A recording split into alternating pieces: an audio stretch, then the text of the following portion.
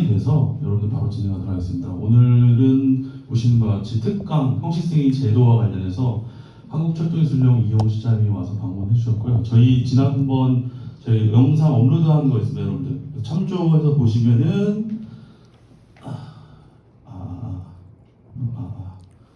자, 참조해서 보시면은 관련해가지고 우리가 지금 이 연구 개발 및 과제 관리하는 데 있어서 그 일부 그 스팟 지점에 대한 부분을 형식 제도에 관련한 부분을 좀 설명을 드렸었습니다. 근데 그거와 관련돼서 여기에 대한 부분이고 하니까 여러분들 오늘 주의 깊게 한번 들어봐 주시면 감사하겠습니다. 그래서 오늘 여러분들 진행 사항은 보시는 것처럼 진행 안내 간략하게 설명드리자면 오늘 그 이용 시장님께서 와주셔서 이런 내용을 설명을 하실 거고 관련해서 설명을 듣고 저희가 이 계략적으로 이제 활성화 방안이라는 국내에서 또는 아주대에서 또는 이런 도메인에 대해서 저희가 어떤 특화된 어떤 활성화 방안에 대한 부분을 논의할 시간을 갖도록 하겠습니다. 전체 시간은 한 1시간에 1시간 반 정도 소요될 것 같고요. 그와 관련된 게 인지해 주시면 되겠습니다. 제가 간략하게 우리 오늘 이영호 시장님 이따 개인 설명하시겠지만 발표자 좀 설명을 드리자면 현재 한국철도기술연구원 철도인증 시험인증센터 실장님이시고 여러분들 그 우측에 바코드를 제가 생성을 했어요. 그래서 필요하신 분들은 또는 교재 업로드 후에 추후에 이렇게 클릭해 보시면은 인식해 보면은 메일하고 사무실 번호 여기까지는 오픈됐습니다. 그래서 요거까지는 한번 참조해서 보시면 좋을 것 같고 이 연구 실적이 대외 활동 되게 많으신데 제가 옛날에 가진 그 이력서만 있고 있어가지고 그런 부분을 좀 참조 이해해 주십시오. 자, 이영호 박사님은 여러분들 지금 아주대학교에서 프로젝트 관리, 연구개발 요 관련해서 강의 이력이 많이 있으신 분이세요. 여러분들 아주대에서 이제 많이 활동을 하셨고 최근에 이제 그런 이제 실장 역할을 하시면서 많이 바쁘셔가지고 강의를 못 하셨는데 아마도 조만간 여러분들 뵐 수 있을 거라 생각을 합니다. 그래서 오늘 말씀드린 바와 같이 서두에 말씀드린 바와 같이 그 R&D와 또는 연구개발과 아주 밀접한 이 철도 도메인에서의 그 형식승인, 근데 형식승인 철도 도메인만 있는 건 아니고 항공도 있고 여러 가지 도메인들 다 있고 합니다. 근데 관련해가지고 한번 들어보시면은 굉장히 유용한 여러분들 R&D 프로세스 수립하거나 또 정책대원이다 보니까 정책 수립하는 데 있어서 굉장히 많은 도움이 될 거라고 저는 생각을 합니다. 그래서 관련한 부분을 오늘 이제 설명을 들으실 거고요. 오늘 들으실 거고 이따가 저희 이제 진행 중인 여러 가지 사항들에 대해 좀 설명을 드릴 건데 오늘 여러분들 발표를 강연해 주실 우리 한국철도기술연구원의 우리 이영훈 실장님을 모시겠습니다. 여러분들 박수 한번 뜨겁게 맞이해 주십시오. 저희가 이게 그 레이저 포인트가 없습니다. 마우스나 이렇게 탁 클릭하시면 되실 것 같아요. 이 발표 자료는 지난 철도학교 trung 학술대회 때 설명회를 겸하면서 이제 작성한 내용인데 내용은 뭐 제도이기 때문에 제도가 변경되기 이전에 내용 변경은 사실상은 없습니다. 뭐 1시간 반 정도는 사실 조금 부족하고 한 3시간 정도는 해야 이제 개념 전달이 가능한데 그 제도라고 하는 게 상당히 어려워요. 이해하기가. 왜냐하면 모든 상황을 다 준비를 해놓고 앞과 뒤를 다 정리한 다음에 이걸 법으로 만들어서 시행하는 것이다 보니까 그걸 딱 대하는 사람들은 그 전체 스토리를 한꺼번에 다 이해하기가 어렵거든요. 그러다 보니까 내가 지금 이거 거의 한 8년째 좀 이게 설명하고 다니는데 지금도 현지 승인을 받아야 될 사람들이 지금도 물어보고 있는 그런 실정입니다. 실제 말이 그렇게 어렵지는 않은데 원리나 원칙 이런 것들은 그렇게 어려운 부분이 아닌데 진행되는 이제 절차와 관련된 여러 가지 사항들을 받아들이기가 이제 매우 어려운 그런 부분들이 좀 있습니다. 그래서 보통은 이제 PPT를 보여주면서 이렇게 설명하는데 이 PPT에 이렇게 집중하다 보면 강사가 뭘 전달을 하려는지 이제 별로 이렇게 집중이 좀 안 되는 것 같아요. 그래서 PPT는 이제 설명한 다음에 다시 보고 이런 식으로 그래서 정말 간략하게 복잡하지 않게 간단하게 여러분들이 형식 승인이라는 게 뭔지, 왜 하는지 구체적으로는 모르겠지만 어떻게 하면 되는 것인지 정도 해서 설명을 좀 드리겠습니다. 네, 오좀 잠깐 받고 뒤에 음료랑 뭐 다발이 있고 하니까 자유롭게 드시면 될 것 같아요. 요즘에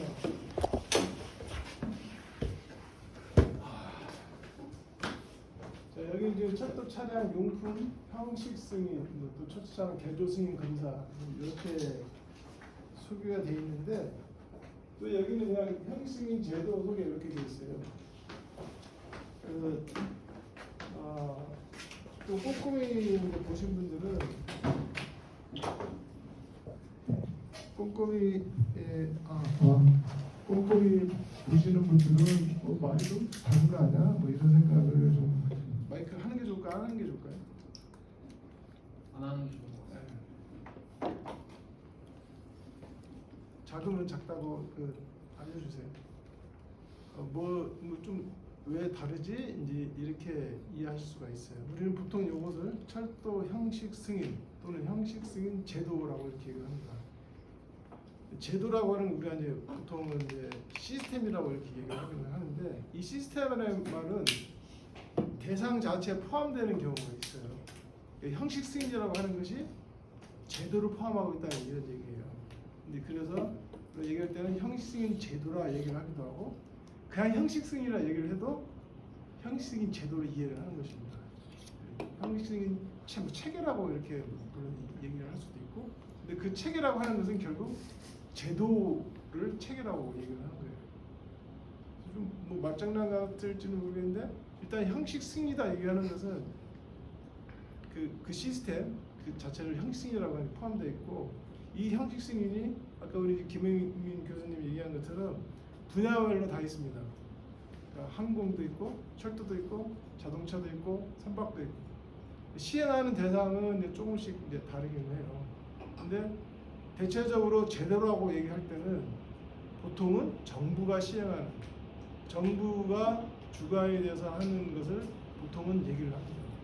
그래서 이것은 철도 분야의 형식 승인이기 때문에 철도 형식 승인이라 부르기도 하고 또 철도 형식 제도라고 얘기를 하기도 하고 철도 형식 승인 시스템이라 이렇게 얘기를 하기도 하고 이게 다 같은 말입니다. 그래서 철도하는 사람끼리 얘기할 때는 철도를 빼고 얘기를 하는 것이죠. 형식 승인 이렇게 얘기하기도 하고 형식 승인 제도 얘기하기도 하고 형식 승인 시스템 이렇게 얘기하기도 합니다. 이것은 이제 뭐 어떻게 보면 약간 일반론적인 이런 얘기죠. 여기에서는 이제 철도 차량 용품 형식 승인, 철도 차량 개조 승인 검사라고 했죠. 이것은 이제 형식 승인이나 개조 승인을 수반하기 위한 어떤 그 활동, 검사라는 활동에 대한 이제 얘기입니다. 그래서 제가 일하는 곳이 이제 이 검사를 담당하는 검사기관이에요.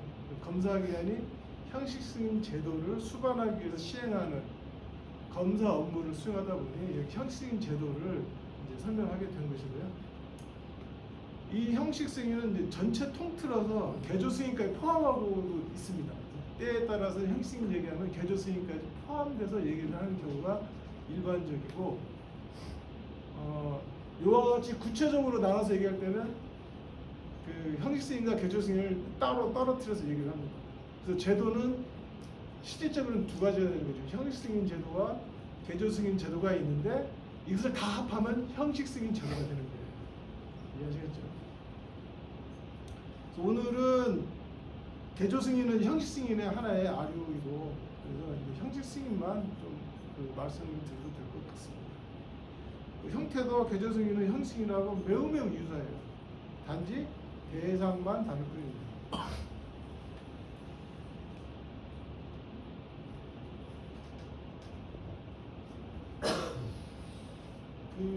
그 형식 승인의 이제 대상을 이제 철도 차량, 그다음에 철도 용품 이렇게 뒀다는 겁니다. 그래서 이 형식 승인이 철도 차량을 대상으로 하고 있고, 철도 용품을 대상으로 하고 있고, 그래서 철도 차량 용품 형식 승인 이렇게 얘기를 합니다. 그래서 형식 승인 단독으로 얘기할 때는 철도 차량 용품을 포함해서 얘기를 합니다.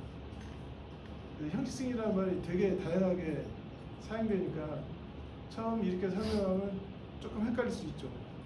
근데 이제 형식승이라는 이제 업무를 수행하거나 직접 형식승이라는 업무를 형식승인을 이제 받고자 하는 경우에는 그냥 형식승인이라고 얘기하는 게 훨씬 더 이해가 빠르고 좋습니다. 설명하는 과정에서는 이제 이것도 이거고 저것도 이거고 이렇게 헷갈릴 수는 있는데 일단 형식승이라는 것이 모든 걸 포함하고 있다 이런 개념을 중요하게 갖고 계시면 그러면 이제 여러분들이 척도 차량이라는 게 무엇인지는 아시겠죠? 척도 차량이 뭔지는 아시겠죠? 구체적으로 설명은 못하겠지만 뭔지는 이해를 하시겠죠? 여러분들이 타고 다니는 전동차, 지하철, 뭐 무궁화호 열차나 KTX나 이런 것을 저희들이 척도 차량이라고 얘기합니다. 근데 우리나라 이 척도 차량을 말하는 것도 아주 다양하게 얘기를 하고 있는데 뭐 기차니 열차니 차량이니 아주 상당히 이제 다르게 얘기를 합니다. 사실은 철도 차량이 아니라 철도 열차라고 얘기해야 이 제도에서 하고자 하는 대상이 맞는 말인데 이 분야에서는 차량을 또 열차라는 개념으로 쓰고 있어요. 원래 정의상 차량이라고 하는 것은 편성되기 전에 단독 차량을 우리가 차량이라고 일컫는데 일반 대명사로서 열차를 차량이라 얘기를 합니다. 그래서 차량이라 얘기하면 이제 자동차 차량이라는 건 다른 하나하고 헷갈릴 수 있어서 이제 철도 차량이라고 이렇게 이제 얘기를 붙여서 쓰기도 하고 영어로는 롤링 스톡 이렇게 얘기하는데 레일웨이 비클 이렇게 얘기를 하기도 합니다. 요즘은 이제 철도 차량도 매우 다양하게 나오고 있어서 그렇고 철도 용품은 뭘 얘기하는 걸까요? 여기 노트북 철도 용품이라고 하면 뭘 얘기하는 거예요? 여기서 용품은 철도자를 빼고 용품만 쓴 것입니다. 용품.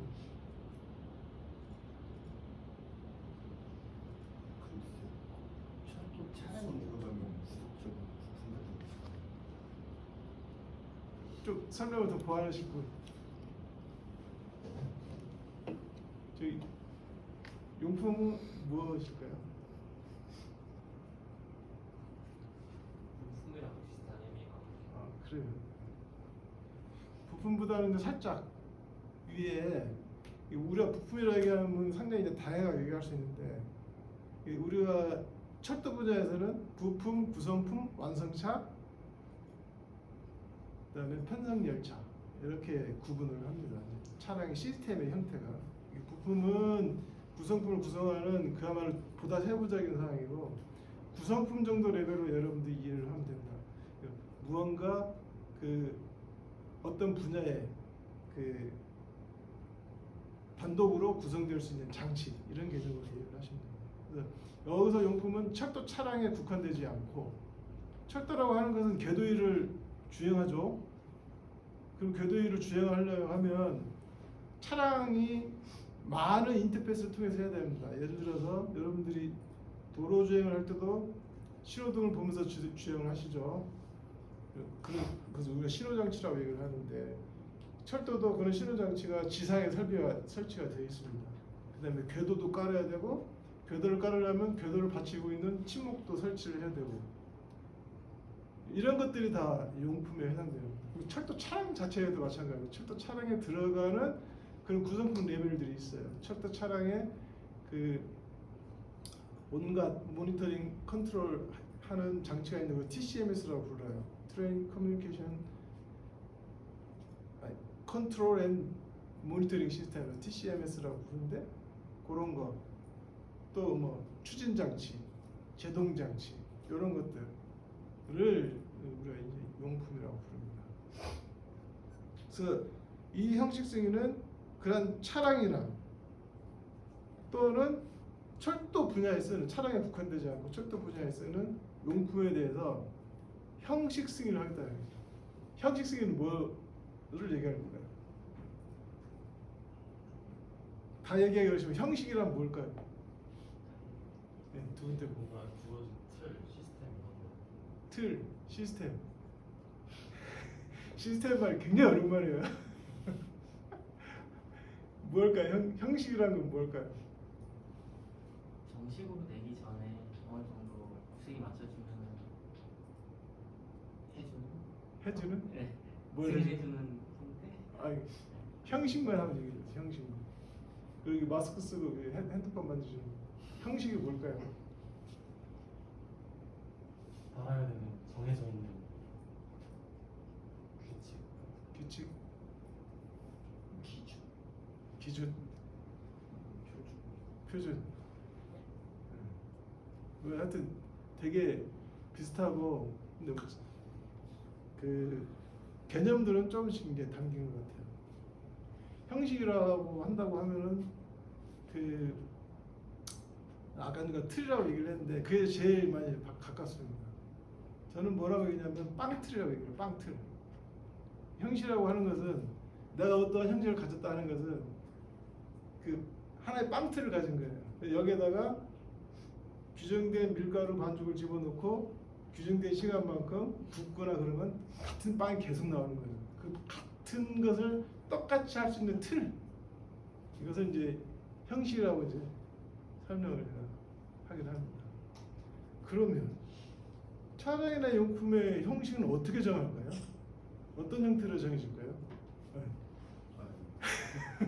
얘기했는데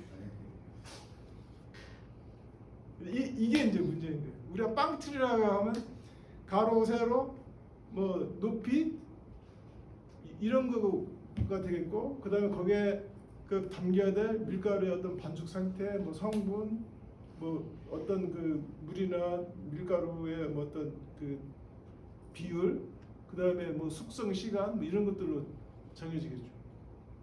그렇게 해야 그 편차가 크지 않은 유사한 동일한 제품이 생산이 되겠죠. 그건 여러분들이 그런 개념을 일단 가지고 접근을 하셔야 됩니다. 근데 이제 문제 승인을 한다 그러면 아마 여러분들 승인이라는 말도 잘 아실 거예요. 승인. 그러니까 형식을 승인하겠다는 겁니다. 누가? 정부가. 이제 왜 할까가 이제 나오겠죠. 그래서 승인이라고 하는 것은 그 뭔가 이제 허락한다, 동의한다 이런 의미가 내포되어 있는 겁니다. 철도차이나 용품은 누가 만듭니까? 이건 국가가 만드는 게 아니에요. 산업체에서 만드는 거예요. 그래서 산업체가 제작한 것을 국가가 동의하거나 승인, 허락을 해주겠다는 거예요. 다르게 얘기하면 국가의 허락이나 승인을 받지 않고 제작하지 말라, 이런 얘기가 되는 거예요. 그래서 법에 담아서 하는 겁니다. 그런 것 때문에 법에 담아야 강제성이 있는 것이죠. 내가 만들지 말라고 그랬는데 막 만들어요. 그럼 어떻게 하겠어요? 그냥 둘 수는 없지 않습니까? 그래서 법에 담겨 있다. 이 철도 차량 용품의 형식은 철도 안전법에 담겨 있습니다. 철도 안전법. 우리나라 법 중에서 상당히 센 법 중에 하나예요. 이 다음에 이제 설명할 내용은 뭐냐면 왜 그럼 이런 걸 할까 하고 그럼 어떻게 할 거냐. 뭐 이 정도가 이제 오늘의 주제가 되겠습니다. 형식을 왜 해야 될까요? 제일 뒤에 앉으시면. 안전하고 관여하는 거 아니지? 아주 핵심입니다. 국가가 왜 안전에 관심을 가질까요? 신뢰, 신뢰? 보증을 하는 거죠. 보증? 그러면 이거 쓰다가 문제 생기면 국가한테 항의하면 될까요? 보증했으니까 승인해준 정부. 손해배상도 하고 청구하고. 그리고 규격을 승인하는 거니까 네.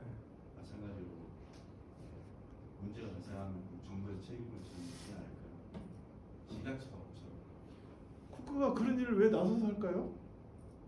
그런 엄청난 그 요즘 사회에 그 이의제기가 있을 건데.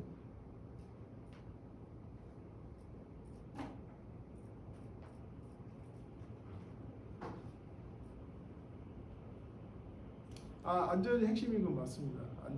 안전이 키워드예요. 키워드. 중요한 키워드. 그 스토리는 근데 헌법입니다. 헌법. 국가는 국민의 안전을 보장을 해야 돼요.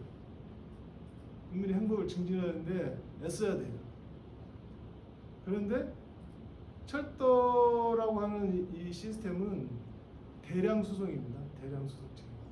그래서 한 번 사고가 나면 그 사고의 규모가 대단히 크고 그 영향이 상당히 큽니다.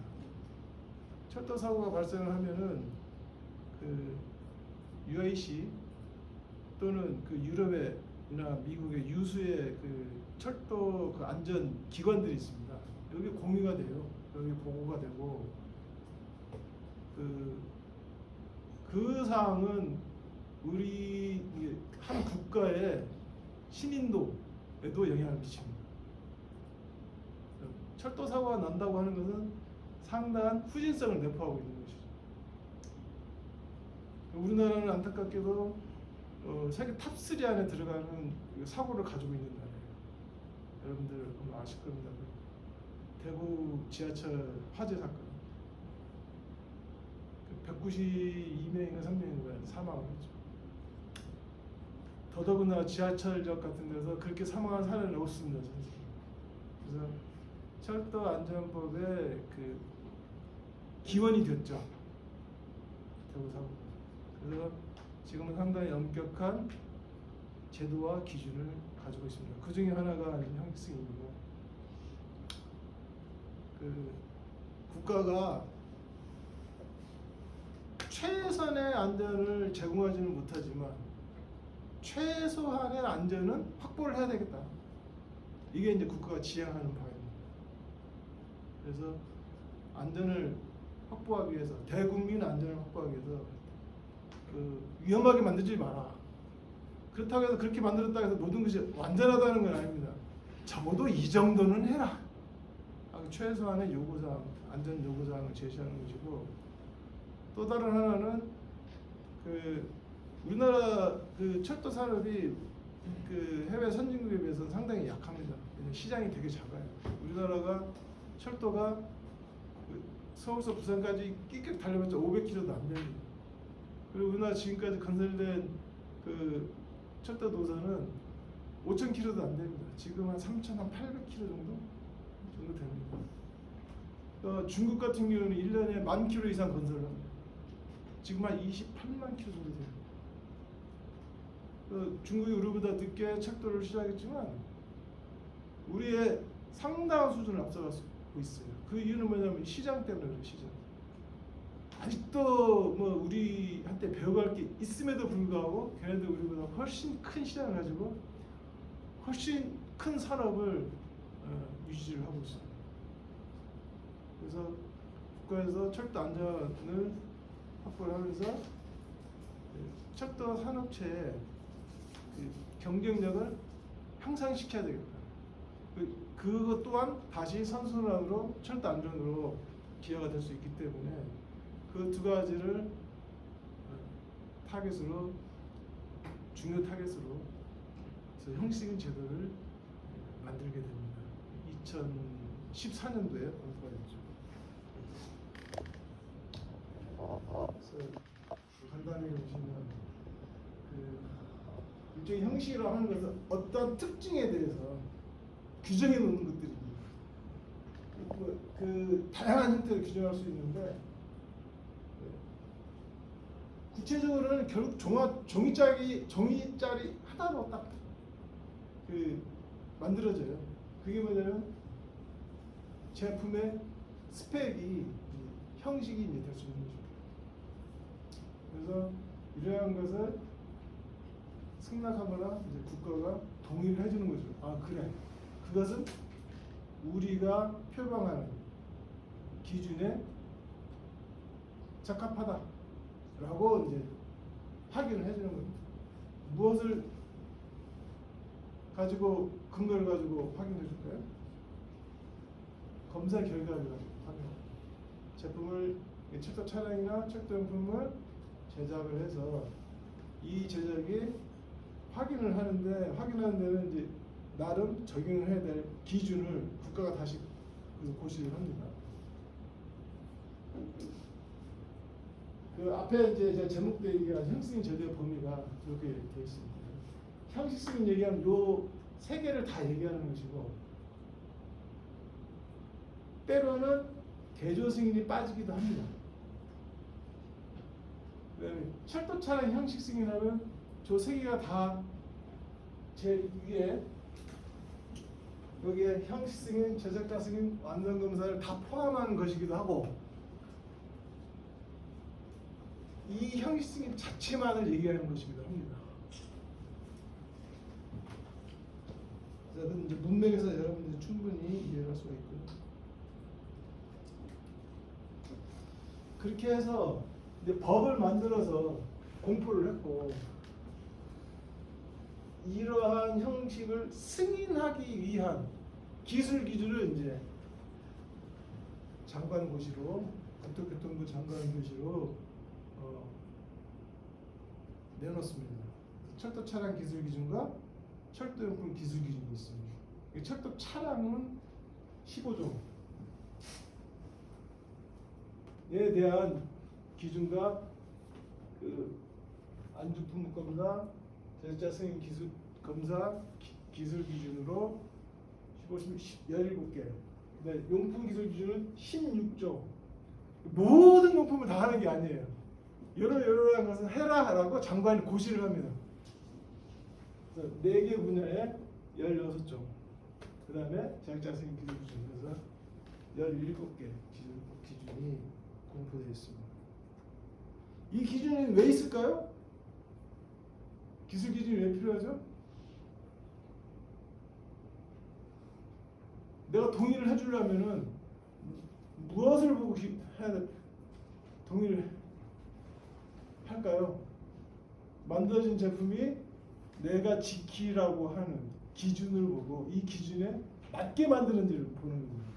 그래서 그것을 우리 맞게 만든지 보는 것을 우리가 검사라고 얘기를 하고, 저는 그 검사 업무를 하고 있습니다. 그래서 검사 결과를 제공을 하면 그 검사 결과를 확인을 해서 검사 결과에 이상이 없으면 국토교통부 장관이 증명서를 만들어서 줍니다. 그래서 이러한 제도는 법에 있고, 그 법의 체계는 이제 이와 같은데, 우리나라는 저렇게 법이 3단 체계라고 얘기를 합니다. 법 체계가 3단 체계. 이게 이제 일본서 온 건데 우리가 버리지 못하고 지금도 쓰고 있습니다. 법, 령, 규칙 이렇게 되어 있어요. 여러분들이 아마 뉴스에서도 여러 번 봤을 거예요. 그러니까 법은 국회에서 만듭니다. 시행령은 대통령령이에요. 대통령의 명령이죠. 그다음에 시행규칙은 장관령입니다. 부처에서 해당 부처에서 해당합니다. 그래서 법은 거의 선언적 형식 승인을 받아라 이런 얘기고, 시행령은 대통령이 명하는 거죠. 요러요러한 것은 받지 마라. 요러요러한 것은 요만큼 해라. 그다음에 시행규칙에서는 장관이 요것은 구체적으로 요런 방식으로 하고 무엇을 적용하고 언제 뭘 하고 이런 내용들이 됐습니다. 그래서 이 세 개를 우리가 법이라고 얘기하고, 또 다르게는 법규, 시행규칙이어서 법규라고 얘기하기도 하고, 시행령 포함해서 법령 이렇게 얘기를 합니다. 우리나라 말이 그렇습니다. 그리고 그 밑으로는 이제 시행규칙인데, 밑으로는 장관이 하는 행정규칙들이 되는데, 가장 중요한 것이 이제 시행지침. 시행지침은 이러한 형식승인을 어떻게 시행을 한다. 그래서 방법 및 절차를 아주 구체적으로 나타내고, 그다음에 기술기준도 이제 행정규칙 중에 하나입니다. 기술기준도 어떠한 기준에 따라서 제작을 하셔야 하는 요구사항을 정해 놓은 것이죠. 그리고 이제 수수료는 이제 이게 고시가 아니라 이제 고지인데, 고시는 이제 정부에서 관보라든가 이런 걸 통해서 전 국민한테 공포하는 거고, 고지는 그런 게 아니고 이제 일종의 게시 같은 형태를 통해서 알리는 겁니다. 수수료는 이제 검사기관이 하는 것이기 때문에 장관이 승인만 해주고 각 검사기관에서 그 수수료에 대해서 이제 그 고지를 하고 있고, 이런 걸 통해서 알 수 있는 것은 이러한 형식 승인을 받거나 하는 경우에는 그 수수료가 필요하다 이런 걸 이제 이해할 수가 있죠. 그래서 돈을 내고 형식 승인을 받아야 되는 거예요. 무슨 말인지 알겠죠?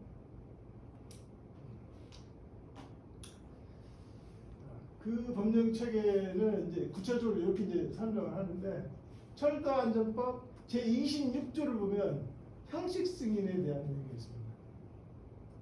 형식 승인을 받아야 한다. 이것은 뭐냐면 반드시 받아야 되는 겁니다. 철도 차량을 제작하거나 수입하려는 자는 국토교통부 장관의 형식 승인을 받아야 한다. 다르게 얘기하면 형식 승인을 받지 않은 철도 차량은 제작하거나 수입하거나 운영할 수 없다. 이런 제작사입니다. 그래서 이 형식 승인은 형식 승인, 제작자 승인, 완성 검사 이렇게 세 가지 그 트랙으로 이루어지고, 이 세 가지가 다 진행이 돼야 형식 승인이 완료가 됩니다. 그래서 여기서 얘기하는 이제 저 형식 승인은 그야말로 우리가 테크니컬하게 얘기해요. 기술적 형식 승인이 되겠습니다. 타입 어프로브에서 타입에 대한 검사가 이루어진 타입을 승인하는 상황이 되고, 제작자 승인은 그 제작자가 형식 승인 받은 저 제품을 제작할 능력이 되는지를 보는 거예요. 이게 굉장히 어려운 문제입니다. 그 능력을 어떻게 평가를 하겠습니까? 어떻게 평가할 수 있습니까? 제작자의 능력을 제작할 수 있는지를 본다는 거예요. 그 관련 제반 기준이 있고, 거기에 뭐 적합한지를 먼저 판단하는 그 기관들이 있고, 제작 관점에서 능력을 평가해야 돼요. 그러니까 그 능력이 뭐냐면 우리가 얘기하듯이 국제 품질 관련 맞아요. 그래서 이제 품질관리 체계 적합성이라고 얘기하는데, 대표적으로 ISO 9001 같은 경우, ISO 9001이 그 조직의 품질 관리는 이런 식으로 하시오라고 해서 요구사항들이 쭉 이렇게 있고, 여러분들이 그 요구사항을 다 미트를 시키면, 다는 아니더라도 어쨌든 상당 부분 미트를 시키면, 당신은 ISO 9001 품질 체계에 적합한 품질 체계를 가지고 있어라고 인증서를 줘요. 그런 것처럼 그러한 요구사항을 가지고 하는데, 그 요구사항이 9001 요구사항과 유사하다. 근데 이건 그 전 세계적으로 품질 체계를 법 체계에 넣어서 검사하는데 우리나라가 상당히 이제 어렵습니다. 그러니까 통상은 이제 9001이나 아니면 그 철도 산업의 그 전용의 품질 체계 코드가 있어요. ISO 22163이라고 우리가 통상 아이리스라고 이렇게 부릅니다. 그 철도 산업체에 대한 품질 체계의 요구사항인데, 보통은 그렇게 그 코드를 두고 그 코드의 인증서 같은 걸 통해서 확인을 하는데, 우리는 이걸 법으로 끌고 들어왔어요. 그래서 품질에 대한 법적 검사가 현재 이루어지고 있습니다. 그다음에 완성검사라고 하는 것은 보통 이 형식 승인 받은 것을 양산을 하고, 우리가 양산이라고 해서 이제 똑같이 찍어서 똑같이 만들겠죠. 철도 차량 같은 경우에는 전수 검사를 합니다. 얘가 형식 승인 받은 대로 만들었는지를 보는 거예요. 검사를 하는 거죠. 그래서 완성 검사도 국토부가 해당 부처에서 장관이 증명서를 발행합니다. 모든 차량에 대해서 증명서가 다 있어요. 따로. 상당히 높이한 거고, 이러한 것들은 법에 따라서 사후 관리를 하고 있습니다. 형식이 제대로 유지되고 있는지, 그다음에 품질 체계를 제대로 유지를 하고 있는지. 그 시행 지침을 아까 잠깐 이제 소개를 드렸는데 이 시행 지침에는 형식에 대한 구체적인 절차와 방법들이 들어 있습니다. 그래서 5개 장으로 시행 지침은 이루어졌는데 용품도 5개 장이에요. 1장하고 5장은 뭐 일반적인 겁니다. 그러니까 1장 총칙, 5장 기타 사항 및 규칙. 일반적으로 법도 유사하게 저런 걸 갖고 있는데 전체적인 얘기가 됐고 2장, 3장, 4장이 형식 승인, 제작자 승인, 완성 검사 이렇게 돼 있고 이것도 1절, 2절, 3절에 준비, 계획, 그다음에 시행, 방법 및 절차 이런 형태로 되어 있어요. 형식 승인에 대한 준비, 계획, 방법 및 절차, 제작자 승인에 대한 준비, 계획, 방법 및 절차, 완성 검사에 대한 준비, 계획, 방법 및 절차 이렇게 이루어졌고 중요한 사항은 계획 수립과 방법 및 절차예요. 실제로 형식 승인은 정부에 신청을 하면 정부는 검사기관한테 신청된 형식 승인에 대한 검사를 수행하시오라고 검사기관에 지시를 내립니다. 그러면 검사기관은 형식을 신청자라고 해요. 신청자와 협의를 해서 계획을 수립을 합니다. 어떻게 하겠다. 사실 그 계획은 장관 겁니다. 장관이 배포를 하기 위해서 검사기관이 신청자와 협의를 해서 만들고 제작을 하고 그 다음에 시행을 하게 되는 거죠. 시행. 그래서 어떻게 시행할 건가 그 방법과 절차를 시행 지침에 자세히 담았다는 겁니다. 제작자 승인도 마찬가지예요. 같은 얘기고 완성도도 같은 얘기고 단 형식 승인과 제작자 승인과 완성 검사가 무엇을 하냐가 조금 다르고 방법이 좀 이제 다릅니다. 이게 방법에 따른 절차가 다른 거죠. 그래서 3, 2, 2인데 형식 승인은 설계자로서 사들들 설계적 가성 합치성 3들들을 맞네. 설계적 가성 합치성 차량 형식 요 세 개가 형식 승인 검사의 주요한 방법이고 절차. 그 다음에 제작자 승인은 품질관리 체계, 그 다음에 제작 검사. 그다음 완성 검사는 완성 차량 검사, 완성 차량 검사, 주행 시험. 그리고 또 표로 정리해서 보여드리겠습니다. 용품도 똑같이 용품은 이제 완성 검사라는 개념이 없어요. 차량이라고 하는 것은 여러 용품들이 모여서 하나의 큰 시스템을 연결하는 거잖아요. 근데 용품은 그 중에 하나거든요. 그래서 얘는 양산에 대한 것은 검사하지 않습니다. 너무나 많고 너무나 다양한 장소에서 되기 때문에 얘는 제작자가 예를 들어서 차량을 제작하는 사람이 용품을 쓰게 될 건데 그 제작자한테 일종의 완성검사 유사한 양상품에 대한 확인은 구매자한테 하도록 하고 있습니다. 단 형식만 정해주는 거예요. 법 조항이 얘도 형태는 똑같습니다. 철도 차량이나 철도 용품이나 실제 시행하면은 철도 용품 형식 승인은 설계 적합성, 합치성, 형식 시험. 그다음에 제작자 승인도 품질관리 체계, 제작 검사 이렇게 형태는 똑같습니다. 시행 지침도 똑같습니다. 얘는 1장, 5장 똑같고 4장 같은 경우에는 이제 완성검사 원래 있었는데 완성검사 대신에 어떠한 것을 형식 대상으로 할 건가, 어떤 용품을 우리가 대상으로 할 건가, 그 선정 방법을 이제 4장을 넣었고 주요한 것은 2장, 3장에 넣었고 내용은 똑같습니다. 대상만 차량이나 용품이나 차이가 있는 것이고요. 자, 이 내용 이제 다 정리해 보면 이제 이렇습니다. 형식 승인이나 국내에서 운행한 철도 차량 또는 철도 용품 이것을 제작하려는 자 또는 수입하려는 자는 형식 승인을 받아야 한다 이런 거고, 이러한 형식 승인이라고 하는 것은 풀로 승인을 하는 형식 승인과 그 다음에 일부만 하는 변경 승인, 그 다음에 아예 그것도 안 하는 변경 신고, 이렇게 세 가지 형태로 진행하고요. 일단 여러분들은 변경 승인이나 변경 신고는 이건 이제 뭐 상당히 악기가 될 수 있으니까 형식 승인이라는 개념으로 정도만 이해를 하시면 될 것 같고요.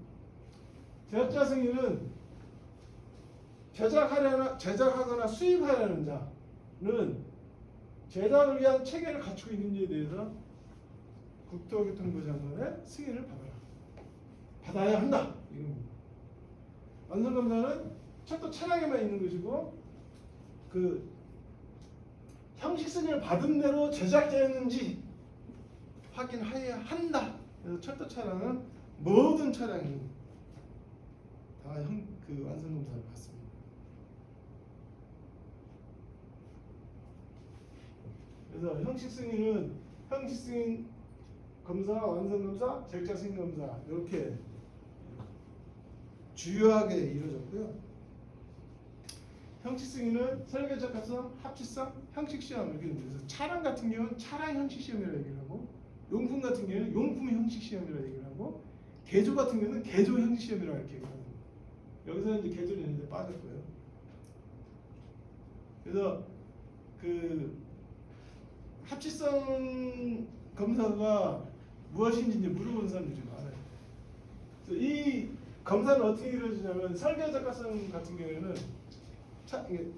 차량이든 용품이든 이걸 제작하는 자가 먼저 제작하기 전에 설계를 하죠. 이 설계에 반드시 포함될 내용이 기술 기준에 있는 겁니다. 그래서 이 기술 기준대로 이 기술 기준에 적합하게 설계를 했는지를 확인하는 것이 설계 적합성 검사입니다. 적합성이라는 말이 이제 우리나라의 적합성 그 평가에 대한 법률이 발효가 됐어요, 작년에. 그래서 앞으로는 이제 검사라든가 이런 분들이 적합성 평가라는 걸로 이제 용어가 이제 다 이미 바뀌었는데, 사실은 이제 그 현장에서는 서서히 이제 그렇게 바뀌어가고 있습니다. 근데 합치성이라는 건 뭐냐면, 그 설계 적합성 검사를 마치고 오케이를 주면 일종의 설계가 승인이 된 거예요. 그 승인된 설계대로 제작하는지를 확인하는 게 합치성입니다. 설계에 합치되었느냐, 합치성 검사라고. 형식 시험이라는 것은 다 제작이 되면 얘가 요구된 기능과 성능이 발휘가 되는지를 확인하는 거예요. 그걸 우리가 시험이라고 합니다. 여기서 굳이 형식 시험이라는 건 뭐냐면 그 타입에 대한 시험을 하겠다. 그래서 형식 시험이라고 합니다.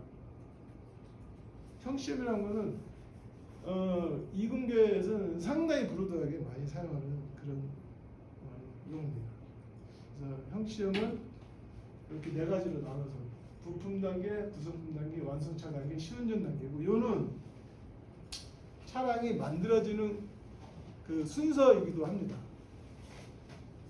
그래서 부품 레벨에서 시험을 하고, 그 부품들을 모아서 구성품 레벨에서 시험을 하고, 그 구성품들을 다시 인티그레이션 하는 것이 이제 차량이 되겠는데, 단일 차량으로 시험을 하고, 그 다음에 그 하나의 열차로 만들어진 거 우리가 완성차라고 그러는데, 그 완성차의 그 정적 시험을 완성차 시험이고, 거기에 대한 동적 시험은 시운전 시험이 되겠어요. 시운전 시험은 실제 노선을 차량을 직접 운행을 시키면서 시험을 합니다. 그렇게 해서 형식승인을 받은 차량은 완성 검사를 받게 되는데, 완성 검사는 완성 차량 검사와 주행 시험을 나눠져 있고, 완성 차량 검사 그 형식 시험의 완성차와 같이 정적 시험이 되겠습니다. 그다음에 주행 시험은 형식 시험의 시운전과 같은 그 동적 시험이 됩니다. 그래서 이 완성 검사 대상은 이제 형식승인 이후에 그 양산된 차량이라고 그랬죠. 그래서 그 양산 차량에 대해서는 이제 안전 품목 검사라는 게 있는데, 형식승인 하는 경우에는 우리 합치성 검사에 포함시켜서 하지만, 완성 검사에서는 하나의 그 절차로 이제 들어가 있습니다. 이 두 가지 절차가 끝난 차량에 대해서 이제 주행 시험을 하는데, 주행 시험은 예비 주행 시험과 시운전 시험으로 나눠져 있고, 이건 뭐 용어 정도만 알고 계시면 되고요. 시운전 시험은 한 16종, 17종의 시운전 시험이 있습니다. 제작자 승인 검사는 이제 품질관리 체계 적합성 검사와 제작 검사로 이루어졌고, 품질관리 체계 적합성 검사는 우리가 통상 문서 검사라고 해요. 문서. 우리는 검사라 얘기하고 보통 ISO나 이제 그 품질업계에서는 심사라고 오디트라고 얘기해요. 저는 인스펙션이라고 얘기하고, 그 둘 차이는 상당히 다른데, 그 여러분들이 ISO 9001을 그 심사를 받는 경우에는 ISO 9001의 요구사항을 100% 그 적용을 하지 않아도 여러분 인증서 받을 수 있어요. 그리고 왜 그러냐면 ISO 9001은 강제 표준이 아니고 그 권고 표준이기 때문에 그렇습니다. 근데 우리가 하는 제작 승인 검사는 강제 기준입니다. 강제 기준. 그래서 그 단순 오디트가 아니고, 그 다음에 100% 요구사항이 그 만족되지 않으면 증명서는 나갈 수가 없습니다. 그래서 검사하는 사람이나 검사를 받는 사람이나 매우 어려운 상황입니다. 그래서 품질을 더더군다나 보는 관점은 상당히 다양하고, 또 우리가 샘플링 검사를 할 수밖에 없어서 모든 면을 다 볼 수가 없는데, 그런 부분들을 그 법정 레벨에서 하는 데 대해서 이제 검사를 받는 사람이나 하는 사람이나 상당히 부담감이 있는 것입니다. 근데 제작 검사 같은 경우에는 기록 검사라고 저희들이 얘기해요. 기록. 그 현장에서 실제로 품질 관리 체계 수립되어 있는 품질 관리 체계대로 운영을 하고 있는지 현장에 가서 봅니다. 굉장히 어려운 거죠. 예를 들어서 당신들이 그 제작 설비를 유지보수하고 있다. 품질관리 체계에 그렇게 만약 그 절차를 만들었다면 실제로 유지보수 관리를 하고 있는 데를 가서 봅니다. 어떻게 볼까요? 기록으로 보는 거예요. 유지보수 주기는 얼마나 되느냐, 담당자는 누구고, 그 다음에 유지보수를 하고 나서 그 남겨야 될 기록물은 무엇인지, 뭐 기능은 테스트했는지, 그 다음에 측정 값이 적정 수준으로 나왔는지, 언제 했는지, 뭐 예를 들어서 3일에 한 번씩 해야 된다 그러면 3일에 한 번씩 기록이 나왔는지 가서 쳐다보는 거죠. 매우 어렵습니다. 이렇게 해서 여기에 이제 철도 차량이 해당이 되겠고, 철도 용품은 이제 완성검사가 빠져 있습니다. 이외에 이제 사전기술 검토를 하고 있는데, 이것은 이제 검사 기관이 신청자가 국토부에 신청하기 전에 그 신청 내용에 대해서 검사 기관한테 이제 자문을 받거나 아니면 그 확인, 뭐 이것은 의무사항은 아닙니다. 할 수 있는 그런 그 절차를 하나 이제 말을 해뒀습니다. 필요에 따라서 해라. 검사기관과 협의를 해서 해라. 이제 왜냐하면 국토부는 정보기관이라고 하는 게 기술자들이 아닙니다. 물론 기술자들이 들어가 있기도 하지만 대부분은 다 행정가죠. 그래서 기술적인 문제에 대해서 판단이 일반적으로 어렵습니다. 그런 것을 전문 업무를 하고 있는 기관에 좀 확인할 수 있도록 제도가 있고, 매우 이제 복잡하게 이제 써놨는데 지금까지 한 얘기를 싹 정리해 놓은 겁니다. 한 표 하나. 그래서 좀 복잡하게. 이것은 안 봐도 될 것 같고요.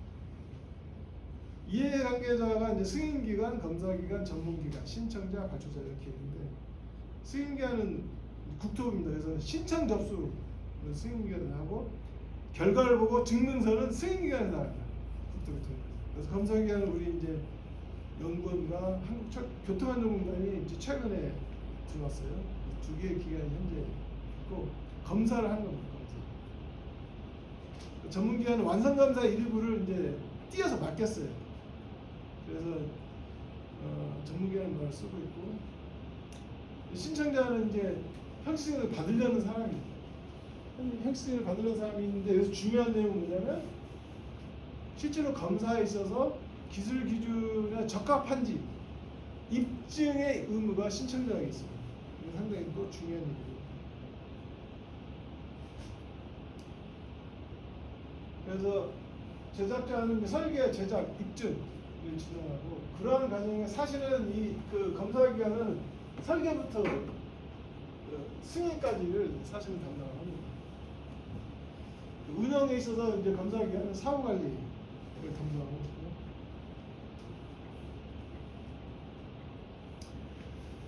그렇게 해서 얼마나 그 적용해야 될 그럼 기술 기준의 이제 내용을 이제 뭐 구조적 부분만 잠깐 설명드리고 우리나라 철도는 고속철도 차량, 일반 철도 차량, 도시철도 차량 이렇게 크게 분류가 됩니다. 그래서 기술 기준도 고속철도 차량, 일반 철도 차량, 도시철도 차량 이렇게 나뉘었고 우리나라 고속철도 차량은 두 가지 종류가 있어요. 동력 집중식과 그 분산식. 그래서 그동안 여러분들이 그 프랑스에서 그 수입해서 우리가 사용했던 KTX1이 이제 동력 집중식이에요. 그 이후에 그 산천도 동력 집중식이고 그 이후에 뭐 청룡이 뭐 이런 애들이 분산식이에요. 그러면 이게 기술적인 사항인데 동력 집중식이라는 말 그대로 동력이 차 하나에 집중되어 있어 나머지를 끌고 가는 형태입니다. 기관차처럼. 분산식은 뭐냐면 전동차처럼 동력이 각 차량에 분산되어 있어요. 그래가지고 이 동력을 싹 모아서 하나의 그 동력을 각 차량에 싹 분산을 시켜놓고 같이 운영해서 힘을 추력을 만들어내는 방식이 이제 분산식이에요. 전동차는 분산식이고요. 고속철도는 이제 초기 그 설계하고 제작하는 용이어야 돼. 그 동력 집중식으로 시작을 해서 지금은 이제 분산식이 일반화가 되어 있습니다. 도시철도 차량, 일반 철도 차량은 여러분들이 얘기하는 이제 무궁화호나 그다음에 새마을호 같은 거, 플러스 화차, 특수차 이런 것들이 일반 철도 차량에 들어가 있습니다. 이 일반 철도 차량의 그 정의가 아주 재미있는데 우리나라 고속철도의 정의는 200km 이상 달릴 수 있는 차는 고속철도. 그 다음에 도시철도 차량은 도심 권역을 그 수송을 하는 철도 차량을 도시철도 차량입니다. 일반 철도 차량은 고속철도와 도시철도 차량을 제어하지 않는다. 일반 철도 차량입니다. 우리나라 정의가 그렇게 되어 있어요. 근데 이제 대체적으로 그 컨벤셔널 라인, ITX 마음이나 청춘, 새마을호, 무궁화호 이런 것들은 일반 철도가 생겨서 도시철도 차량이 이제 굉장히 이제 현재 다양해지고 있는데 굉장히 많습니다. 여기에서 종류가 제일 많은 게 도시철도 차량입니다. 요즘 그 TV 뉴스에 가끔 나오고 있는 트램도 도시철도 차량입니다. 그래서 뭐 옆에 간단하게 노랗게 이제 정리해놓고 했는데 일반적으로 지하철에 다니는 지하철에서 사용하고 있는 전동차 도시철도 차량입니다. 도시에서 많이 볼 수가 있는 것이죠. 얘네들은 총칙 기술 기준의 적용 이런 것은 이러한 것을 만들기 위해서 행정적으로 어쩔 수 없이 필요한 것들입니다. 근데 이제 기술적인 상황으로 이제 고속철도 차량, 일반 철도 차량, 도시 차량이 그 오른쪽에 있는 그 진녹색 이런 구조, 동일한 구조를 가지고 있어요. 그래서 1, 2, 3, 4, 5 다섯 개의 장으로 되어 있고 1장, 2장은 개요, 적합성 평가는 이러한 것을 대상으로 한다. 이런 정도의 얘기예요. 중요한 건 3장, 4장, 5장입니다. 3장은 필수 요구사항, 4장은 주요장 지요구사항, 5장은 시험 요구사항. 그래서 형식 시험은 얘를 적용해서 하고 있습니다. 그래서 그 옆에 보면 5.1, 5.2, 5.4, 5.3가 부품, 구성품, 완성차, 시험전 시험 이렇게 되죠. 그리고 제작자 승인 기술 기준. 그래서 네 가지 시리즈로 보시면 되고 철도 차량은 이제 안전품목이라는 게 별도로 있어요. 안전품목 34가지를 지정을 해서 얘를 별도로 검사를 하고 있습니다. 그래서 그게 하나 추가가 되었고, 용품은 분야가 4개 분야죠. 이것도 역시 마찬가지예요. 나머지는 다 갖고 이 빨간 거 4개 보면 분야별로 차량 분야, 궤도 분야, 신호통신 분야, 전전 전력 분야, 용품으로 4가지로 되어 있습니다.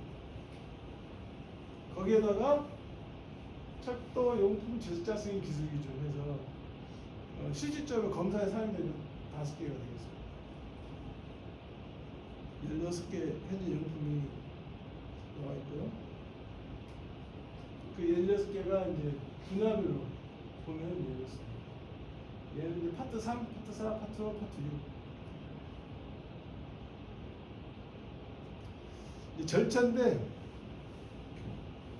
절차는 형식이라고 하는 이런 단계에서 얘는 이제 검사 절차입니다. 그 철도 차량이나 철도 용품이나 형식이 틀이 동일하기 때문에 절차도 동일합니다. 형식 승인 같은 경우는 6단계, 제작자 승인 5단계, 완성 검사 5단계 이렇게 있고, 이 형식 승인 마지막 단계는 항상 첫째 단계는 그 검토, 두 번째 단계는 계획서, 1단계, 2단계는 다 똑같습니다. 그 형식은 아까 3가지 단계가 있다고 했죠. 설계적 값성, 합치성, 형식적. 그래서 3, 4, 5단계가 됐고, 그 다음에 나머지 6단계는 이제 마무리죠. 그 마무리는 다 똑같습니다. 형식 승인의 마무리, 증명서 및 보고서 단계, 제작자 승인의 마무리, 증명서 및 보고서 단계, 완성검사의 마무리, 필증 및 보고서 단계. 필증이 이제 증명서입니다. 똑같고 3, 2, 2의 단계가 아까 말씀드린 그 단계가 들어간다. 이게 이제 전체적인 이제 그림이 되었고, 요것을 구체적으로 보면 이렇습니다. 되게 복잡하죠. 근데 이것이 사실 간단하게 그려놓은 겁니다. 모든 내용을 포함해서. 보는 것은 먼저 가운데 승인기관이 있고 이해관계자들이죠. 그 다음에 신청자, 검사기관이 이렇게 있습니다. 그래서 신청은 승인기관이 한다고 했죠. 그래서 접수가 승인기관에 접수를 하고, 마지막에 증명서 발급이 승인기관에서 증명서 발급이 되고, 그 접수가 이루어지고 나면 그 형식승인 계획서 작성이 있죠. 검사기관에서. 그 작성이 끝난 다음에는 설계적 가성 검사, 합치성 형시시험 이루어지죠. 그래서 입증의 책임은 신청자에 있다고 그랬어요. 신청자가 설계 자료를 검사기관한테 주면 검사기관은 확인을 해서 돌려주고 나면 합치성 형시시험 결과를 주죠. 그럼 그걸 검토해서 그 결과를 완료 보고를 검사기관에서 그 승인기관에 하고 있죠. 하게 되면은 완료 보고를 하면 증명서가 나오죠. 이 증명서에 이 증명서에 자료집이 형식의 내용을 담고 있습니다. 아까 얘기했던 스펙이라고 했죠. 스펙 플러스 알파인데 자료집을 통해서 형식 증명서를 통으로 신청자한테 줍니다. 그리고 나서는 이제 보고서 주고 종료가 되고 이제 사후 관리로 됩니다. 아주 개발적인 내용이지만 이제 표를 하나로 놓고 보면 되게 얘도 동일한데 다른 건 뭐냐면 품질 체계 적합성 검사, 제작 검사 2개에 대해서 한다는 것이죠.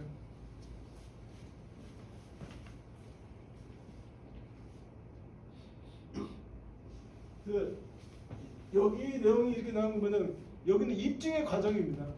신청자 입증 자료를 검사기관한테 주면 검사기관이 검토를 해서 확인서를 발급하고, 확인서를 발급했다는 건 뭐냐면 오케이 확인이 됐다는 겁니다. 그래서 그 확인이 된 내용을 최종적으로 승인기관한테 완료 보고를 하죠. 검사 다 끝나는데 문제 없었습니다. 이전에 문제가 있으면 이 완료 보고는 아예 하지도 않겠죠.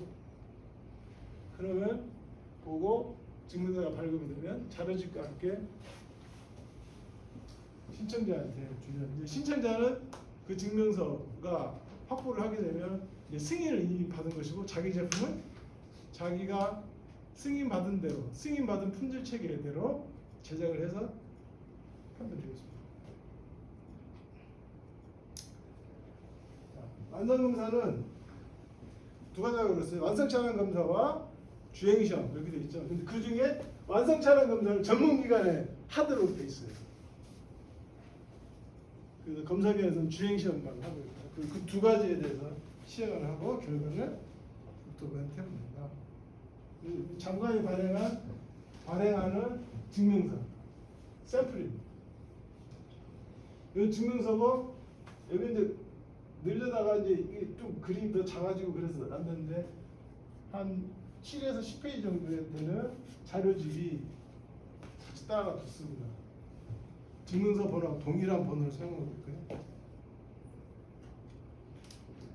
자, 아까 얘기했죠. 국가 뭐 이런 걸 하는데 법에 넣어서 한다고 그랬죠. 그래서 법에서는 이런 형식을 지키지 않은 경우, 형식이 저촉이 되는 경우 벌칙을 두고 있습니다. 3년, 2년, 1년, 3천만 원, 2천만 원, 1천만 원. 법에서 3년은 대체적으로 상당히 센 겁니다. 1년만 돼도 센 거예요, 사실. 징역을 때린다고 하는 거죠. 형식이 좀 안 했다고 징역 때린다고 하는 게 굉장히 가혹한 겁니다. 그러니까 이게 얼마나 중요하게 다뤄지고 있나. 여러분들 1년 얘기하면 별거 아닌 것 같죠. 엄청 센 겁니다. 이게. 뭐 1,000만 원 이하니까 별거 아닌 것 같죠. 1,000만 원 뭐 깔끔 연봉도 안 되는 거예요. 그렇지 않습니다. 여러분들 현찰로 내는 겁니다. 굉장히 적지 않은 겁니다. 제일 센 걸 보면 제작자 승인이에요. 제작자 승인도 받지 않고 제작을 했어? 안 됩니다. 여러분들이 이거 만약에 제작자라고 하면 반드시 제작자 승인을 받아야 돼요. 제작자 승인을 받아도 안 되는 게 형식 승인을 받아야 제작자 승인도 받는 거예요. 왜? 제작자 승인이라는 것은 형식 승인대로 제작할 수 있는지 능력을 보는 거잖아요. 그러니까 제작자 승인이 가장 센 것이 됐고, 그 다음에 형식 승인을 받지 않은 제품을 사용하는 사람, 이것도 셉니다. 2년 2천만 원.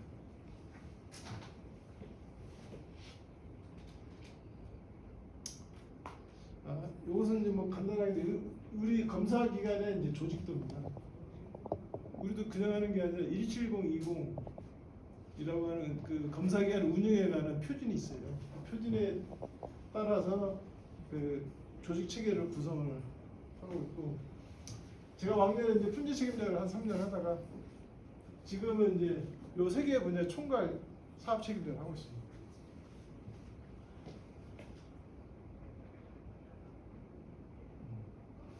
그래서 여기가 이제 실장이고 저희가 이제 부서 센터장이고 경영 책임자 센터장이 들고 있고요. 대부분은 이제 과제 책임자와 기술 책임자가 이걸 꾸려가고 있고 사업 책임자를 총괄 관리하고 있습니다. 아주대에서 제가 프로젝트 매니지먼트 강의를 몇 번 했는데 학생들한테 얼마나 도움이 되는지 모르지만 저한테는 아주 큰 도움이 됐어요.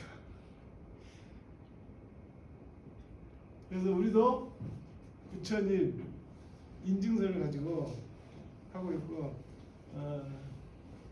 9001이 2015년 버전으로 업데이트 됐어요. 그래서 지금 아마 모든 그 ISO나 2015 버전은 다 전환 심사가 다 끝났을 겁니다. 그래서 전환 심사 했을 때 얘기고 이건 넘어가겠고,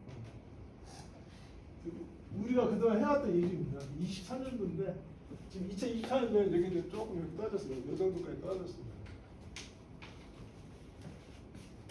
뭐냐면 지금 철도 산업도 좀 어렵다 이렇게.